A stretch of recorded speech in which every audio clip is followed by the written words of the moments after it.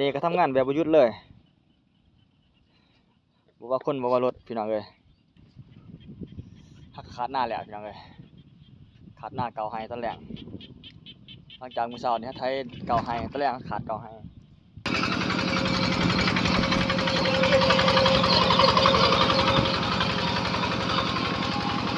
ผลงานไปไต่ขึ้นนี่มานเติบข้าวเดียวได้นี่ประมาณ30นาที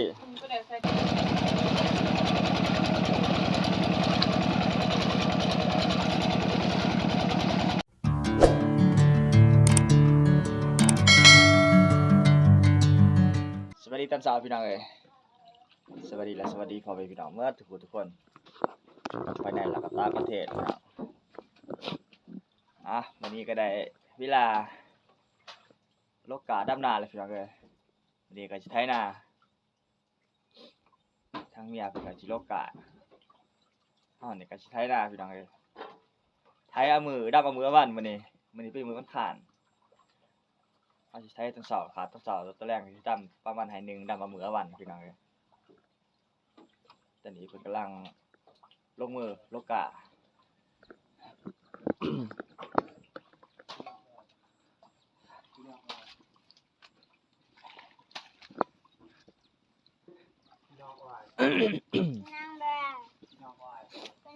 โลกา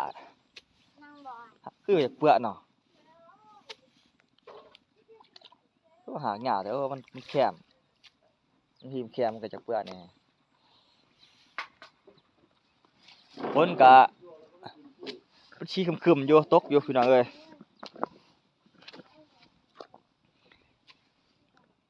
เอากลัวเลยติเบ็ดบ่ได้ไปปักมาหา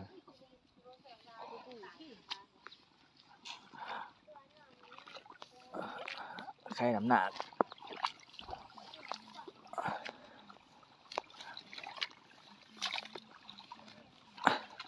ก่อนสกาครั้งแรกมื้อทำอิฐนี่พี่น้องเอ้ยมีแต่ว่าลกคนนกเขานี่พี่น้องมันสิกราบยังจังบ่ยาจะว่าซั่นบ่ว่าสิเตะสิกระโดยแห้งบ่อยากหน้าตอนเช้าเด้นี่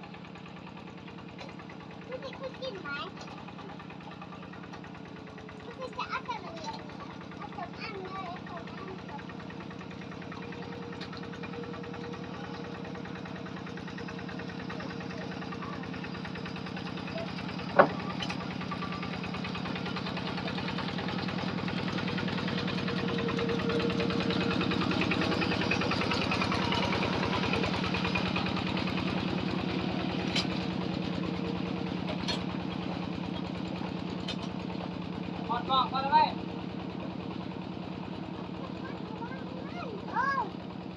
โอ้ my god อีหยังพ่อมันจะเลย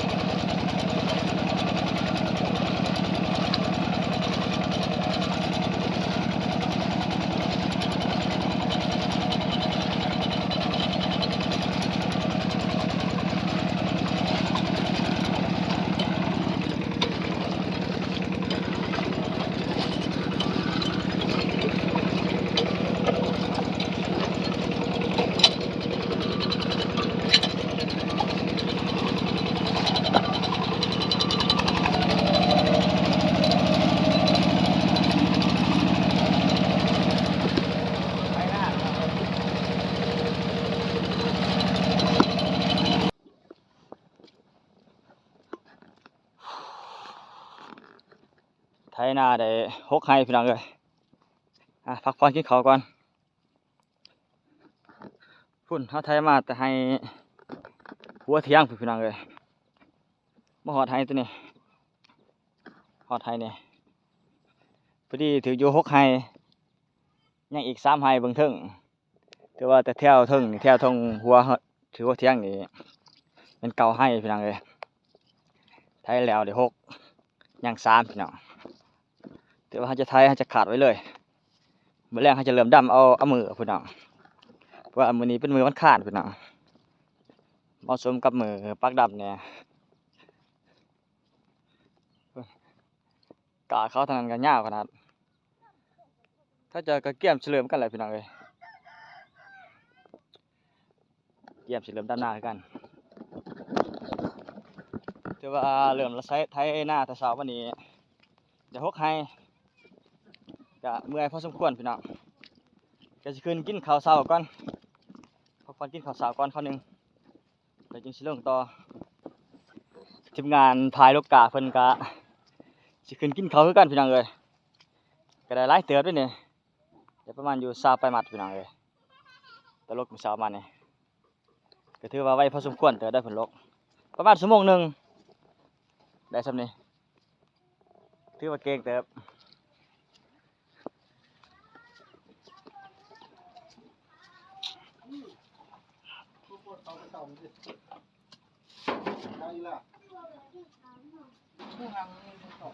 เมนูตอนเช้าพี่น้องเอ้ยทอดไข่บ่ได้แจ่วบ่แจ่วบ่ได้เก่าเด้นี่ตักแตนพี่น้องเอ้ยคนงานเมื่อคืนนี่คนงานไปไต่ขึ้นนี่หมานเติบข้าวเดียวได้นี่ประมาณ30นาทีสมควรเติบได้นี่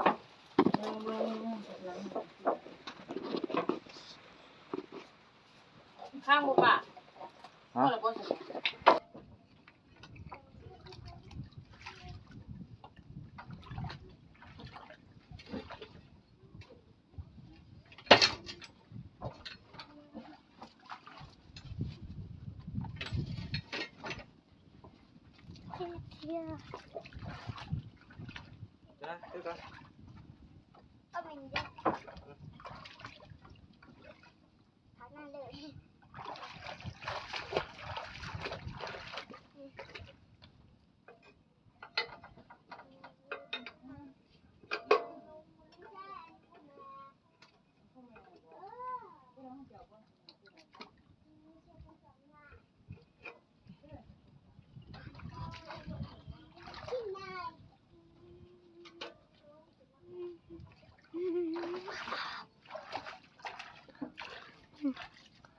โอ้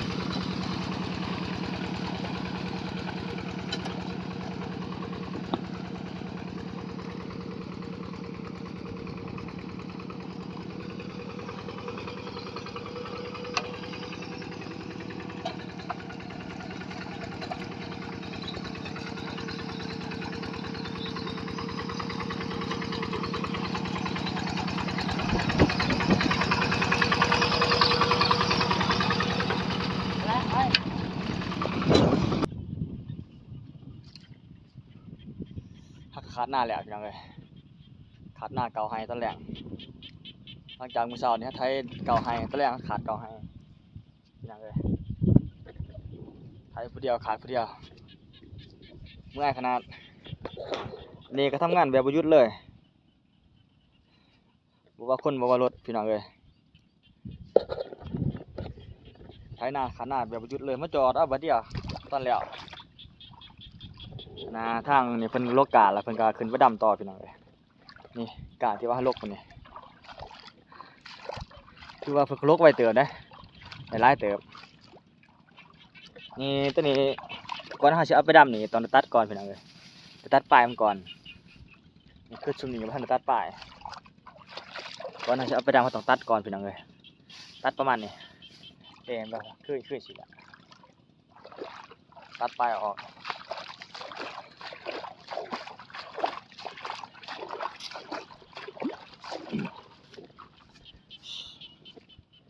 ถือว่าเมื่อยพอสมควร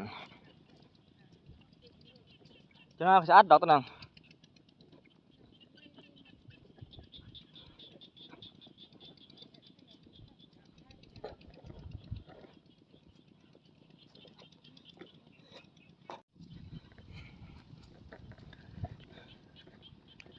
ขาดหน้าเนี่ยก็เมื่อยพอสมควรพี่น้องเลยพุ่นแต่แท้นั้นพอดีหอดหัวเทียงนี่ทางนี้ไม่ไงนี่เพันกาเกี่ยมละเกี่ยมสิลงมือละพี่น้องเลยอ๋ออันนี้เพิ่นออกตลกกะมาดำนาแรงพี่น้องเลยก็พอดีเกือบแล้วเพิ่นดำนาเนี่ยก็ไว้เติบเด้เฮ็ดต้องกล2อื่นน้องเพิ่น บ่เมื่อยติโอ้บ่ปากพี่น้องเอ้ยสงสัยเพิ่นเมื่อยนักแหละ ดำลูกสาวคนโกก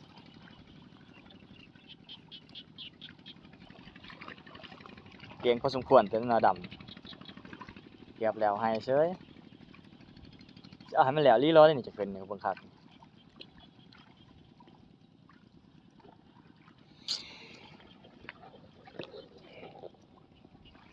ดำหน้าแรงต่อพี่น้องเอ้ยหลังจากเป็นตะขาดหน้าไถหน้า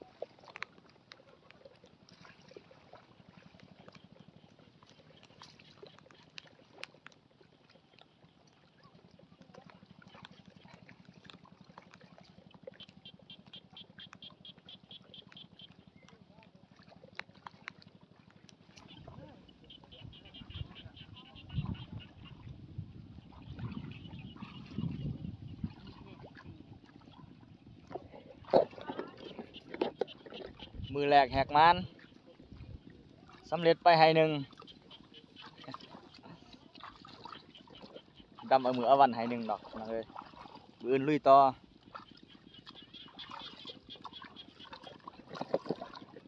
นี่คือดำมันมืดกาบถือมา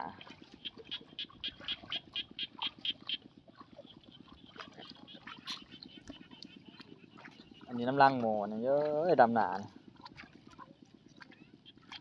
สาเขาและมือแห้งสาเขาได้หันเปอร์เซ็นต์พุ่มไว้ลดลงจาก100เหลือ95 99 98อ๋อสำเร็จไปให้หนึ่งเสียงนกตุ้มมันหองพี่น้องเลยหนองตุ้งอยู่หันมาหลายโตนะได้เมื่อวานนี้มา3-4 โตแต่ว่าบ่มีแนวเอามันเฮ็ดอันนั้นบังลมแตงบ่ทันแล้วเขาเลยบ่ได้ยิงมันพี่น้องเอ้ยมาสิมาหน้าเปล่าบ่มีอิหยังปกตินี่คือแต่ก่อนนี่บ่อนแต่ไปหลาเด้นกหั่นก็ได้กินอยู่เด้ตอนนี้ก็ค่ำแล้วพี่น้องเอ้ย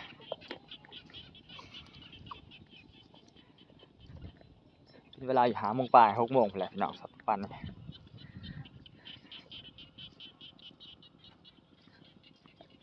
นี่รถไถยันมามื้อนี้ทำงานหนักเลยมื้อนี้ทั้งไถทั้งขาดเก่าให้